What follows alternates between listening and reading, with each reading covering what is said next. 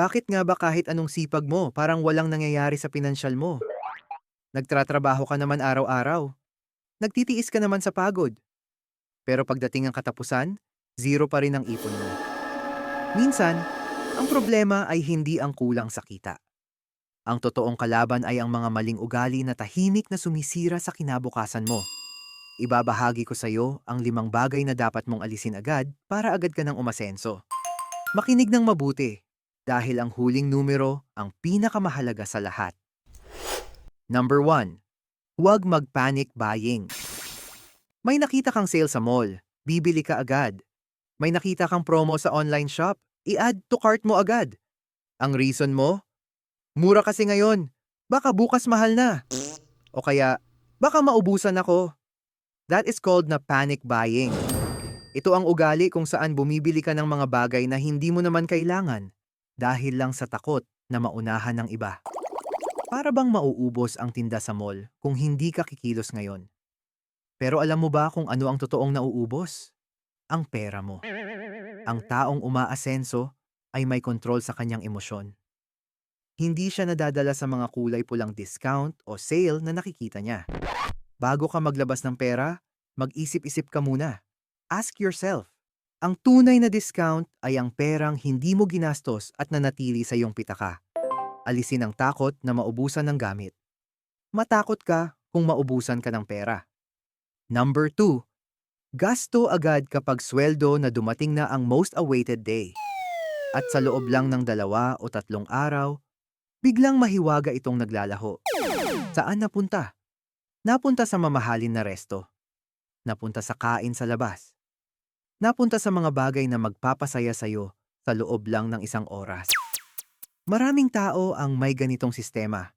Sweldo, gastos, bago itatabi kung anong matitira. At ang madalas na resulta, walang natitira. Kung gusto mong umasenso, baligtarin mo ang iyong plano. Pagdating ng sweldo, itabi mo agad ang para sa iyong ipon. Kahit maliit na percent lang yan, ang mahalaga ay magkaroon ka ng kontrol. Ang natitirang pera pagkatapos mag-ipon, iyon lang ang may karapatan mong gastusin. Hindi mo kailangang i-reward ang sarili mo sa bawat sweldo kung ang kapalit naman nito ay stress sa susunod na mga araw. Ang tunay na reward ay ang peace of mind dahil alam mong may pera ka para sa iyong future. Huwag mong gawing career ang paggastos ng sweldo. Ang pag-asenso ay isang marathon, hindi isang sprint.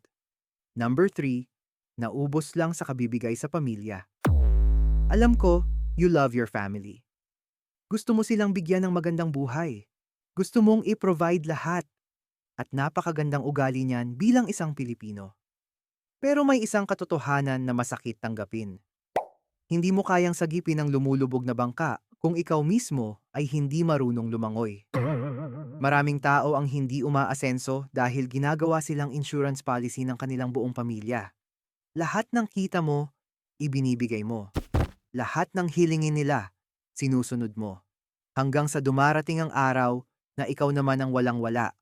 Walang emergency fund, walang puhunan para sa negosyo, walang natitira para sa sarili mong mga pangarap.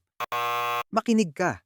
Hindi pagiging madamot ang magsabi ng hindi kung talagang hindi kaya ng bulsa. Hindi pagiging masamang anak o kapatid ang magtira para sa sarili mong pag-unlad. Kapag matatag ka sa pinansyal, mas malaki at mas matagal ang tulong na maibibigay mo sa kanila sa hinaharap. Turuan din natin silang tumayo sa sarili nilang mga paa. Magbigay ng bukal sa loob, ngunit magtira ng sapat para sa iyong pag-asenso. Bago natin alamin ang huling 2 ugali na dapat mong alisin, kung sa tingin mo ay nakakatulong ang video na ito sa iyong buhay, pakipindot naman ang like button ngayon. I-share mo rin ito sa iyong mga kaibigan o kapamilya na sa tingin mo ay kailangan ding makarinig ng message na ito. At higit sa lahat, huwag mong kalimutang mag-subscribe sa ating YouTube channel. Oh Salamat sa iyong yeah! suporta. At tuloy na tayo sa ating listahan. Number 4. Palaging tinatamad pumasok sa trabaho. Tinatamad ako ngayon. Absent muna ako. Bukas na lang ako papasok. Ito ang mga linyang madalas nating sabihin kapag mabigat ang ating katawan. Normal lang ang mapagod. Normal lang ang mawalan ng gana paminsan-minsan. Pero kung palagi na lang katamaran ang pinapairal mo, huwag kang magtaka kung bakit naiiwan ka na ng panahon. Ang trabaho o ang iyong negosyo, ang pangunahing makina na nagpapasok ng pera sa buhay mo. Kapag palagi kang huli sa pasok, kapag madalas kang umabsent ng walang mabigat na dahilan, sinisira mo ang sarili mong pangalan. Oh no! Nawawala ng tiwala sa iyo ang mga boss mo o ang mga kliyente mo. At kapag nawala ang tiwala, kasabay nitong nawawala ang mga oportunidad para ma-promote ka o lumaki ang kita mo. Uh-oh. Ang mga taong umaasenso ay hindi umaasa sa kanilang emosyon para magtrabaho. Ginagawa nila ang dapat gawin, may gana man sila o wala. Iyan ang tinatawag na disiplina. Alisin mo ang katamaran at palitan mo ito ng dedikasyon. Number 5. Umiwas sa puro gala-gala dito, gala doon. Masarap mag-enjoy. Masarap makasama ang mga tropa o pamilya. Pero kung ang buhay mo ay umiikot na lang sa paghahanap ng susunod na papasyalan para magbakasyon, mabilis ding magbabakasyon ang pera mo palabas ng iyong bangko. Maraming tao ang nagdurusa sa tinatawag na FOMO o Fear of Missing Out. Natatakot sila na hindi makasabay sa uso. Natatakot sila na wala silang maipost sa kanilang social media. Tandaan mo ito. Ang taong umaasenso ay marunong magsakripisyo sa ngayon para sa mas magandang bukas. Hindi mo kailangang patunayan sa mundo na marami kang pera sa pamamagitan ng madalas na pagbiyahe. Matutong magsabi ng, hindi muna ngayon, may pinaghahandaan ako. Kapag nabawasan mo ang mga hindi kinakailangan, magugulat ka na lang kung gaano kalaki ang perang matitipid mo. Ang perang yan ang gagamitin mong puhunan para sa negosyo na magbibigay sa iyo ng tunay na kalayaan sa hinaharap. Sana ay may natutunan ka at naging inspirasyon ito para sa iyong buhay, pananalapi.